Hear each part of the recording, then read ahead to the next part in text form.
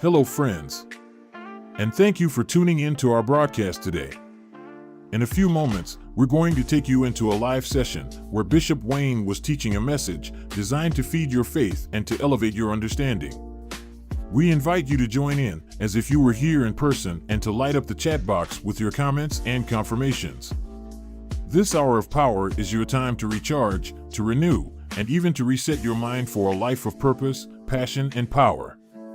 At the end of this message, we have an important announcement for you. So do stay tuned.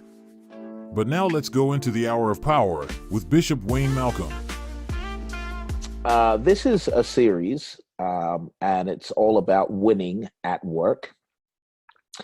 And in this series, what we're going to try to do is we're going to try to answer some questions. And the questions are, why is winning at work important? Why is it even important for a believer to win at work? And secondly, what does winning at work mean for a believer? What does winning at work actually look like? And what does it mean for a believer? And is there a difference between a believer winning at work and a non-believer winning at work? And then finally, how do believers win at work? How do believers win at work? So these are three questions that we want to address, and we'll try to get through as much as we can tonight. We're going to limit the session to 45 minutes to an hour. Certainly want to take some questions. So here goes. First question, why is winning at work important for a believer? And the simple answer to the question is that God himself uses professional platforms for prophetic purposes. God uses professional platforms for prophetic purposes. And so we're going to look at this in some detail tonight. Why is winning at work important? Because God uses professional platforms for prophetic purposes. So we got 5 models here, 5 models, and they are Old Testament models. And I may perhaps add to this some New Testament models, but I think that these truths are very graphically illustrated in the Old Testament. So the 5 models are Joseph, Moses, Esther, Nehemiah, and Daniel. And if you've heard this before, congratulations. You're probably going to hear it again and again and again, because what we're at the birth of right now is a prophetic movement, and it's a movement that's breaking out in different parts of the world. And I think it's important that we understand the core concepts and the biblical basis for a prophetic invasion of the marketplace, and that we are coming at this from a biblical base. So we've got 5 models, and these are models for marketplace assignments. These are examples of God using professional platforms for prophetic purposes. And they are Joseph, Moses, Esther, Nehemiah, and Daniel. So what I want us to notice is that, these people are not listed in the Bible because they were great preachers, great speakers, great orators, or because they were great singers and they led us in worship, and they taught Sunday school, and they were on the board of elders. None of the things that we typically think of as being used by God. But they are listed in the Bible because they served prophetic purposes, and they each served those purposes from professional platforms.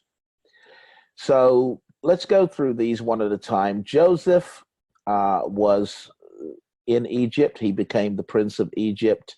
He became the governor of Egypt, second only to the Pharaoh himself. And he served in Egypt as a consultant to the Pharaoh. Of course, it is Joseph that interpreted the Pharaoh's dreams concerning 7 years of plenty, followed by 7 years of famine. The famine would be so sore that it would consume the years of plenty. And the Pharaoh believed the interpretation of the dream and employed Joseph to advise him on how they could survive the famine. And so Joseph was hired to devise or develop a solution. And he was also hired to implement and manage that solution. And we learn from the scriptures that he basically advised the Pharaoh to save during the years of plenty against the years of famine, which Joseph not only advised, but he managed the implementation of that process. And as a result of his excellence as a consultant and his prophetic foresight, his ability to anticipate challenges and to implement a solution, Pharaoh came out of the famine richer than he went into it.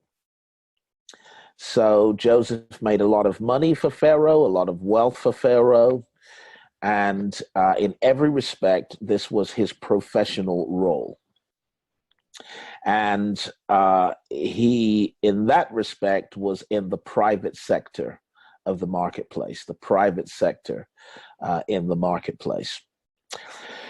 So then we go on to Moses, and most people think of Moses as the man who led the children of Israel out of the house of bondage, out of Egypt, and led them across the Red Sea through the wilderness to Mount Sinai, the mediator of the Old Covenant, all of these things that we think of when we think of Moses. But the truth is that he spent the first 40 years of his life being raised as the son of Pharaoh's daughter, which means he was a member of the royal family. He was a part of the ruling class. He was raised in privilege and had a role in government. Moses had a role in government. And from that platform, he was schooled in all the wisdom and the learning of the Egyptians, which means that he learned language, he learned writing, the hieroglyphic writings of the Egyptians. He learned maths, he learned science, he learned medicine, he learned architecture, construction, nation building, city building. He would have learned how to be a military leader, because all of those constitute the portfolios of a royal family or someone in administration and government. So Moses, in his professional role, was a political part of the establishment, the ruling class and the ruling family. And so the marketplace in which he's positioned is that space for justice. Of course, these skills were all transferable. So, Moses took his skill set into his ultimate assignment. And sometimes in your professional capacity, you are simply where you are to learn a set of skills that you will transfer to another initiative, to another venture. So Moses' skills were profound, and they were transferred to his leadership. Of course, he spent the next 40 years of his life as a shepherd, and so what he had was an amazing skill set as a shepherd and also as a governor, and both were needed to take a people through the wilderness and to govern, to manage, to lead. Esther is our third model, and there's a little picture of Esther. I'm sure she didn't look like that, but that's the best we could find. A little picture of Esther on the right. Esther became the queen of King Ahasuerus of Persia. And she was, in fact, the ceremonial queen, which meant that she had a role in government. She had a role alongside the king. And she actually changed the law.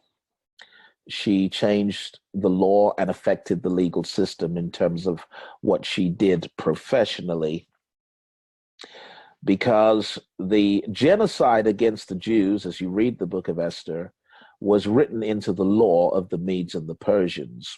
And they were very proud of their legal system. They said, once something is written in our law, it doesn't alter, it doesn't change. So it was not enough to have Haman, the architect of the genocide, executed. She also had to change the legislation. And in this respect, she operated as a legal advocate, and she was operating in the space, in the sphere of legislation. We see Nehemiah as our fourth model for marketplace assignments. We see Nehemiah, who was responsible for rebuilding the walls of Jerusalem, but he secured the permissions, the permits, the license, and the provisions, the timber, the manpower, all of that.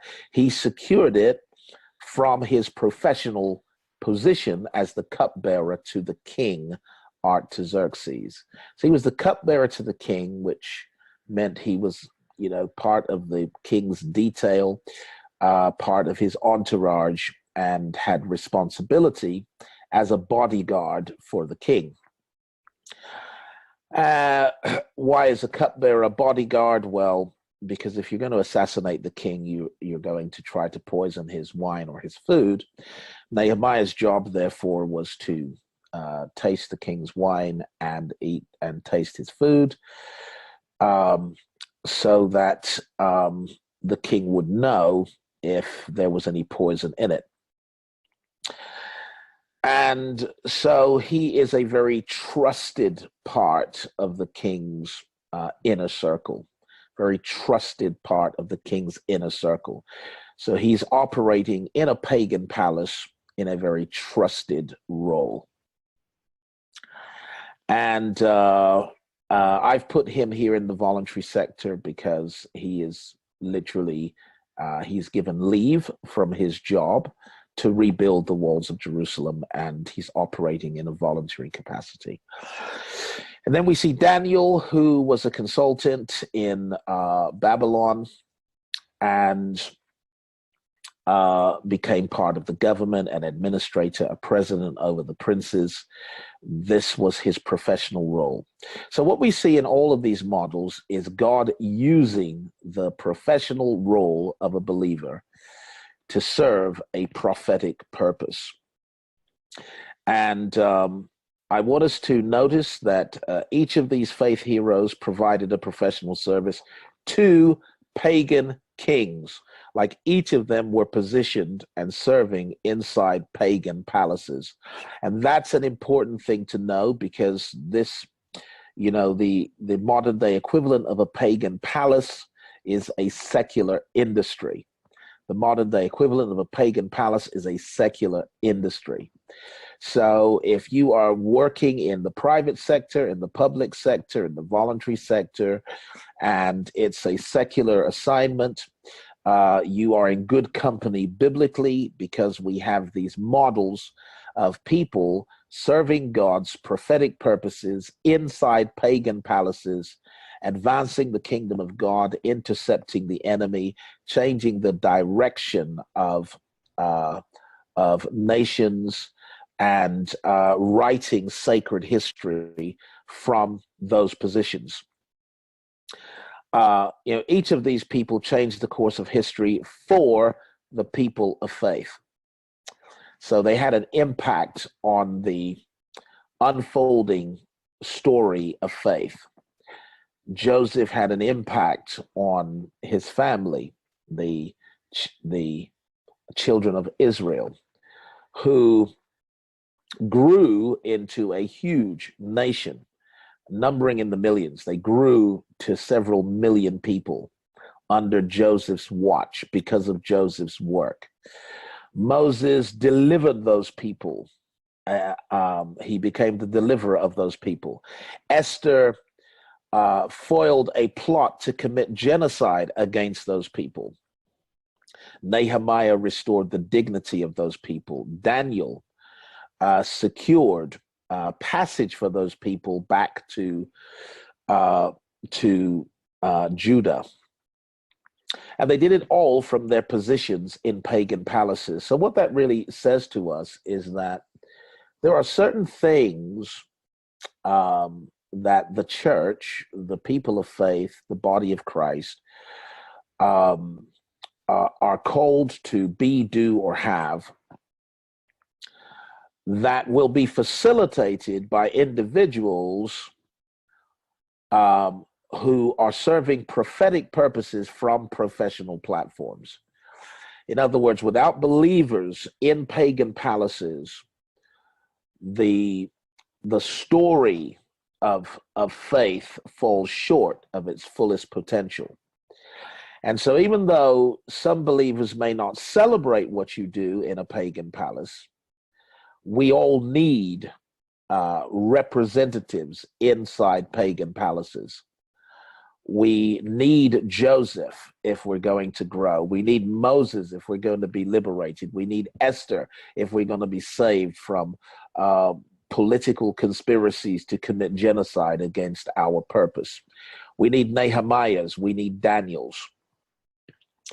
And so this is very important. That's why winning at work is a critical component in the missiology or the mission of the church. And this would be a good time for me to explain the difference that Bishop Wayne brings to this conversation.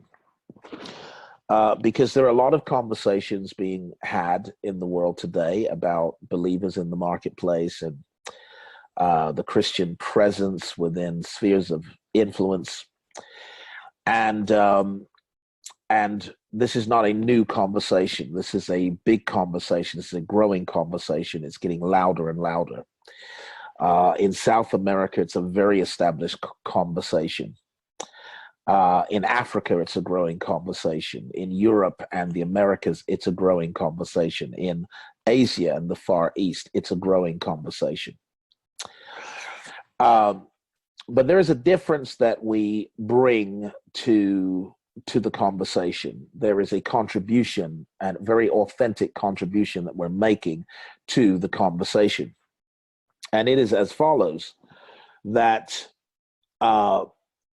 many people think of marketplace ministry as an opportunity for believers to witness at work. Marketplace ministry is, for many believers, a form of chaplaincy in which believers go into the workplace and begin to witness and share the gospel and win people to Christ and comfort them and heal them and support them and bless them with their spiritual gifts.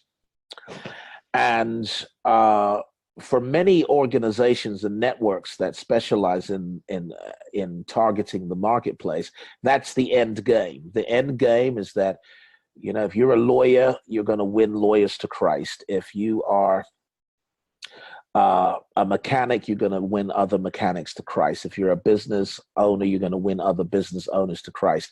Your main goal is to go in, be a witness, and win people to Christ. And whereas I think that is not only noble, but extremely valid, credible, fantastic approach. I'm looking at these models, these 5 models, and what I'm seeing here is that they influenced the direction of the nation itself. They intercepted demonic conspiracies against the people of God. They advanced kingdom purposes in a very macro and big sense. And they facilitated the progress of the people of faith. And they did so not because they were witnessing at work, but because they were winning at work. So I want us to think about this. They were winning at work. So it's not that we see Joseph witnessing to Pharaoh and to the people of Egypt, as much as we see him winning accurate prophecy, excellent solution for the impending crisis, excellence in managing the implementation of the system, creating wealth for the Pharaoh, creating wealth and opportunity for his family, and facilitating the growth of the family. Likewise, if I took Esther, it's not so much that we see Esther witnessing at work as much as we see her winning at work. And so the difference that we bring to this table is that we believe that winning at work is your ultimate witness at work. That if you excel and exceed expectations and become the most credible, formidable, and influential person in your sphere of social influence, that in and of itself is your most outstanding witness. And that will make it easier for the troops to witness Christ. What makes it easier for us to tell other lawyers about Christ is the lawyer that loves Jesus that is winning big in that legal space. What makes it easier for us to tell other business people about Christ is the win of business people in the marketplace, in the private sector, as an entrepreneur, as a business owner, as an investor. When believers are winning in the workplace, it is much easier to witness in the workplace. But if believers are not winning at work, this dilutes our witness at work. Each of these people in our models, they were winning at work. So I'm going to pause there. That is a fantastic question from Chichi Daniel. How do you win without compromise at work? That's a fantastic question, a very important question. And it's something we're going to deal with in great detail in this particular series.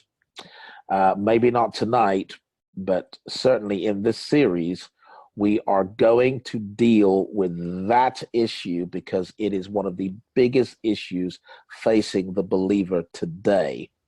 When the system is corrupt and the environment, the culture of the organization is toxic and even demon infested, how do you win in that environment?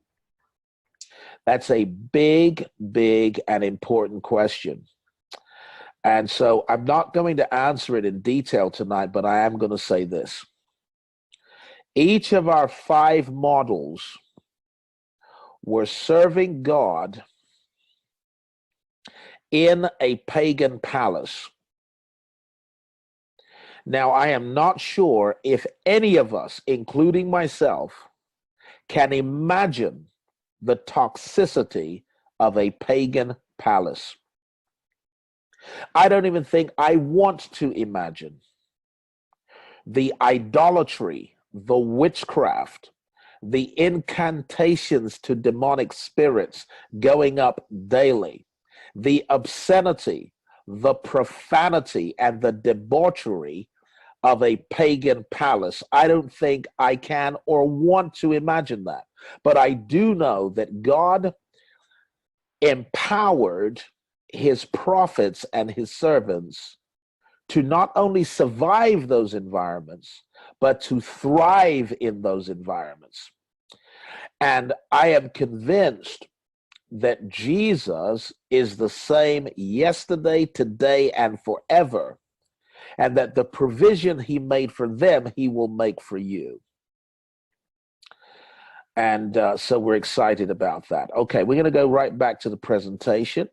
And thank you for the questions. Do keep them coming because we'll pause to answer them as we go. So the first question we had was why is winning at work important? And I think we've explained why it's important. Because prophetic purposes are often served from professional platforms. God uses professional platforms to advance his prophetic purposes in the earth and to facilitate shifts, moves, expansions for the people of God. And I think we can relate to maybe just some little key examples. If a believer is serving God in local government and is perhaps sitting on the planning implementation committee that decides on planning permission for new projects, God can use that person to facilitate planning permission for a church to be built or for a building to change its use from light industrial to religious use. We've had problems with this for decades in the UK, where churches have found it difficult to get planning permission to simply have a place of worship. Why have we found it difficult? Because we haven't had enough people in the system. The same is true with finance and banking facilities. Often churches struggle and find it difficult to actually access funding. Why? Because we don't have people in position. Sometimes when it comes to the media, if we had people in position, stories may take a different route. On and on it goes. Those are big examples, but then there are lots of smaller examples of how God uses believers in professional capacities to advance a prophetic purpose. So now we're going to get into some deep stuff, because that was great so far. That was great. Let's get deep now. Hallelujah. And the deep means that we're going to answer the second question, which is, what does winning at work even mean for a believer? Because I think if you were to ask a non-believer what winning at work means, well, winning at work means promotion to the highest level, maximizing their earning potential. If you were to ask a secular entrepreneur, what does winning at work mean? It means that the business is profitable, that it is systemically sound, its systems are automated and are increasingly functioning well without day-to-day tactical input. They are able now to stop working inside the business and instead to start working on the business strategically. And the business has a future and its market share is growing. All of these things constitute wins for the non-believer, and they should constitute wins for the believer. Because there are two sides to winning at work for a believer. there are two sides to winning at work for you and I. And in order to understand those two sides, we have to reframe our work. We have to reframe our work. In other words, in our mind, we have to somehow frame our work in a way that includes its spirituality as well as its physical aims, its material aims. So in your working life, you have material aims, material aspirations, material ambition that sit inside a spiritual frame. So what we want to do is we want to put a spiritual frame around our material aspirations. Because there's really two ways that you're going to win at work. You're either going to win at work all by yourself, by your sweat, by your effort, by your hard work, or you're going to win at work by the help of God, favor, grace, God with you, much less sweat, unexpected results, outstanding performance. And so you're either going to go to work by yourself or you're going to go to work with God. And as far as I'm concerned, Joseph could not have been a success in Egypt without God. Moses could not have been a success in Egypt without God. Esther could not have been a success in Persia without God. Neither could Nehemiah, neither could Daniel, because this is again a common denominator. They had supernatural support, supernatural assistance. God was with them, making ways for them, opening doors for them, giving them wisdom, giving them favor. And I don't know about you, but that's how I want to go to work. I want to go to work with supernatural support, supernatural assistance. I want God to open doors for me that no man can shut. I want wisdom to solve long-standing problems. I want favor in the sight of key people, God to give me favor. I want God to make a way where there seemed to be no way. Because I'm a believer and I am called to live a supernatural life. And, the army that God's raising up in the earth right now are going to experience supernatural success in the workplace, supernatural results, not just natural results. So if we want God to work with us, we're going to have to go beyond material ambition, and we're going to have to put a spiritual frame around what we're doing. And this is important. Some of you know I do secular seminars. And I do look at the principles of success and how they work for ordinary people. But I want more than that. And you are part of ICANN Global because you want more than that. You are ready to work and to work hard. But more than that, you want to know that God is backing you, heaven is backing you, angels are on your side, doors are opening for you, and that you have an unfair advantage in the workplace, namely your covenant relationship with God. So what does winning at work mean for me as a believer? We're going to dive a little bit into that before we conclude tonight, because we've got time. We're going to be doing stuff like this for a very long time. Monday night, Mordecai moments. It's going to be fantastic. And so I'm not in a hurry. We're just going to break stuff down. So this starts with reframing your work, and reframing your work means that we need to explore the difference between your job and your work. There is a difference between your job and your work. Your job may be to be the CEO of your company, but that's not the same as your true work.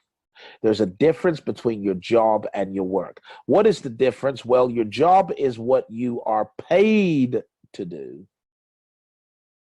Your true work is what you were made to do. Your job is what you're paid for. Your work is what you were made for. Your job is what you do for a living. Your true work is what you do for a legacy. There's a difference between a living and a legacy. Your job is what you do for a living. Your work is what you do for a legacy. And you may never discover what you were made for until you're doing well what you're paid for. What you were made for is always a discovery.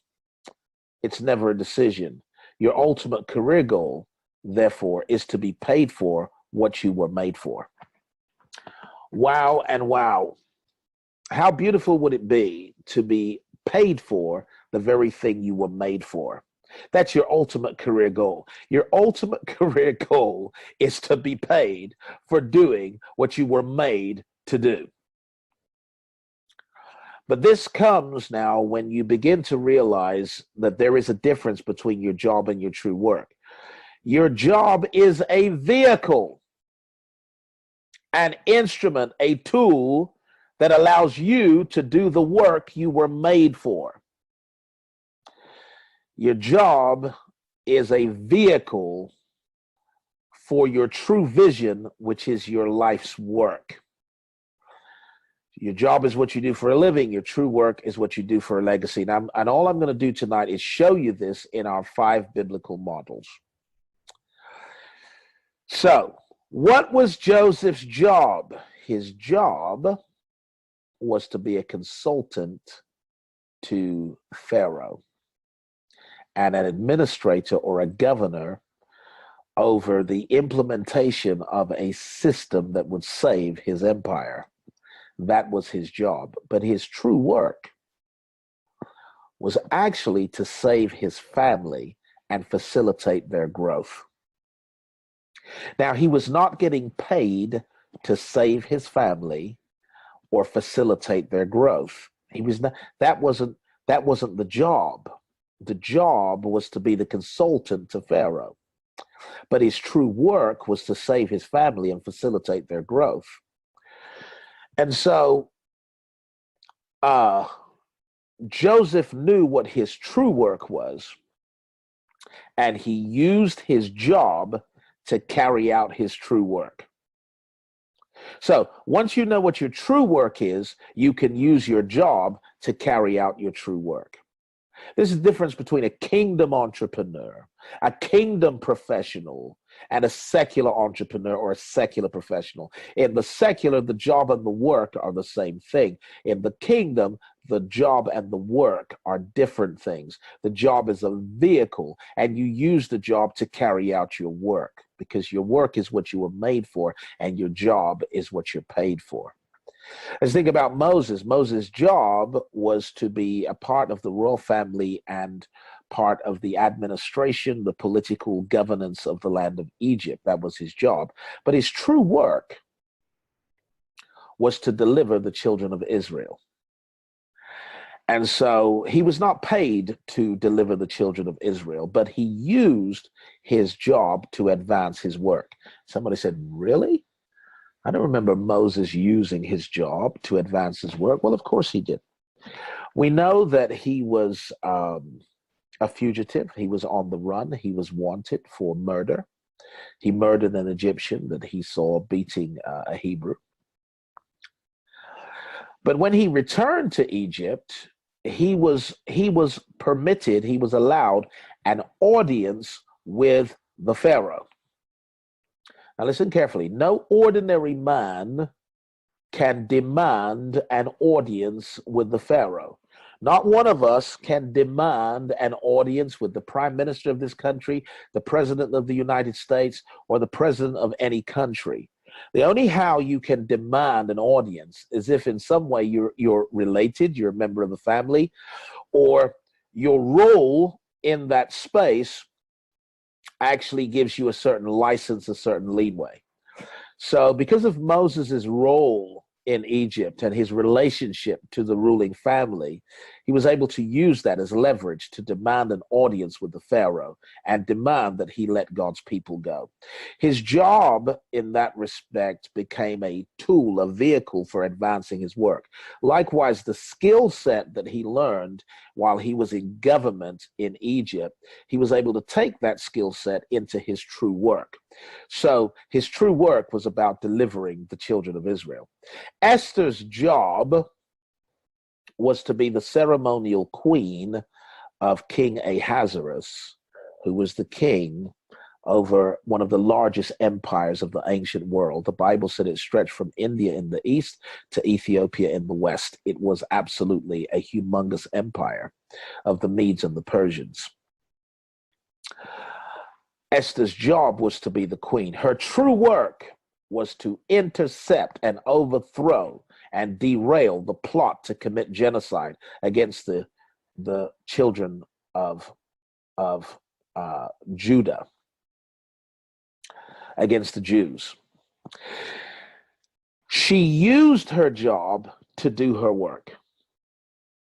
Okay? She was paid to be the queen, but she was made to preserve the Jews and save them from genocide.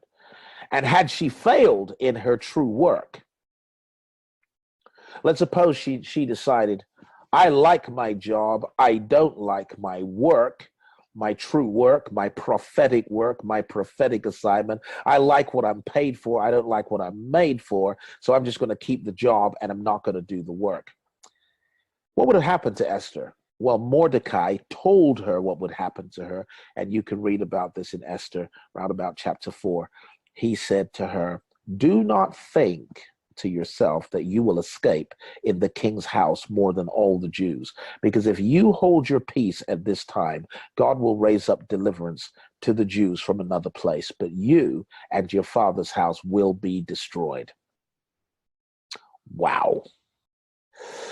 In other words, your true work is not, it's not an option, okay? You can choose your jobs, but you cannot pick and choose your true work. When you discover your true work, the purpose for your existence, the purpose for your presence on planet Earth, the assignment that God has placed upon your life, when you discover that, that is not an option. You then use your job either to raise the funds. You use your job, the influence that comes with your job, the leverage that comes with your job, the positioning that comes with your job. You use the job to carry out your work. There is a difference. Nehemiah's job, cupbearer to the king. His work, rebuild the walls of Jerusalem. Daniel's job, to be the president of the princes of Persia, to be a consultant in Babylon. His true work, to be that prophet to the nations and to facilitate favor for the Jews in captivity. This is amazing. So I want you to notice something just before I close tonight and start to look at some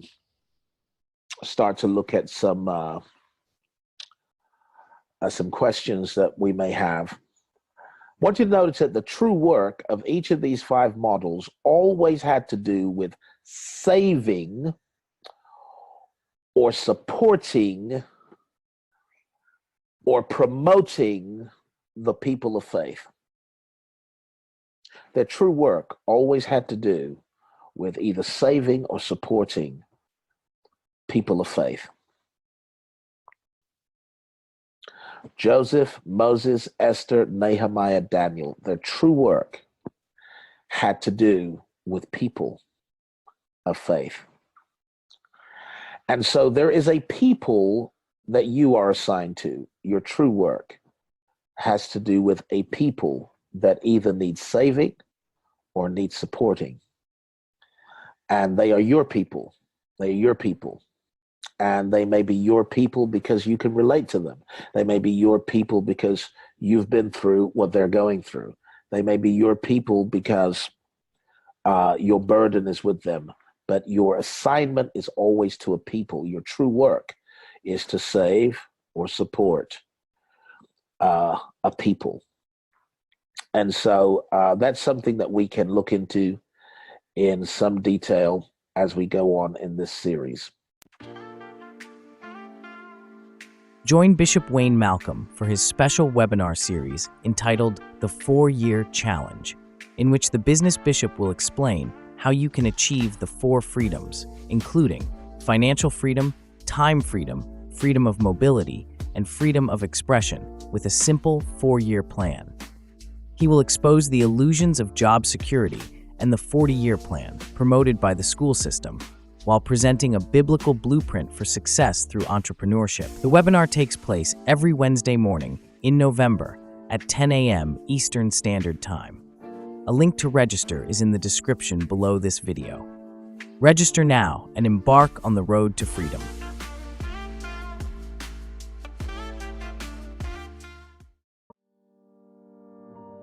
Attention God's entrepreneurs.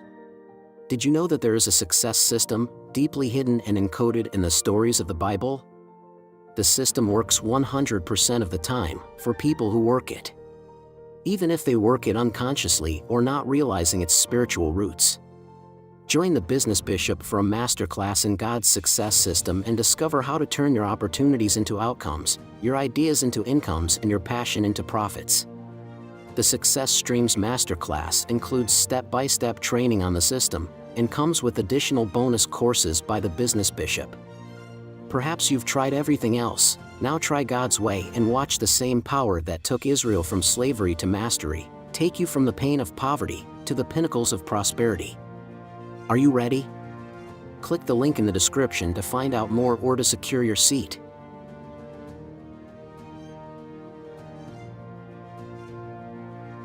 Hey there, entrepreneurs! If you enjoy the teachings of Bishop Wayne Malcolm, I've got something amazing for you.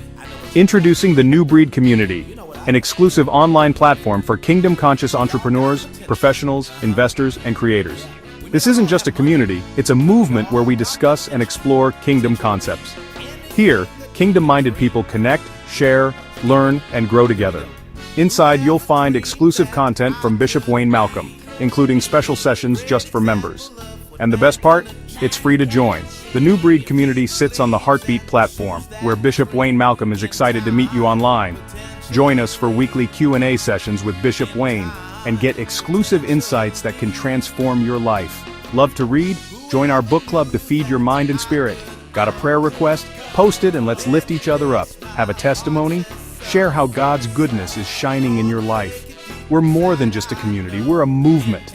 Discover the powerful relationship between your profession and your purpose. Join us now on the Heartbeat platform. Connect with us and let's grow together.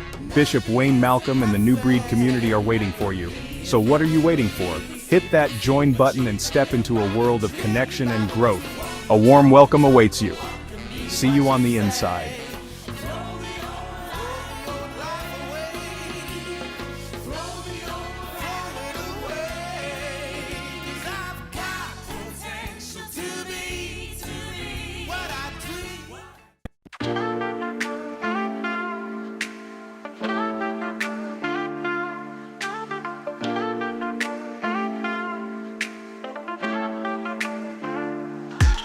Yo, it's time to rise, wake up from your sleep. Bishop Wayne's got the guidance, the wisdom runs deep. Subscribe and like, let's spread this truth loud. Comment, share it wide, let's stand tall, be proud. Kingdom coaching, we got the plan. Success principles, grab a hold and take a stand. Subscribe, like, comment, and share. Bishop Wayne's teaching, we're climbing the stair. In the kingdom of hopes, together we'll thrive. With biblical truths, we'll keep dreams alive.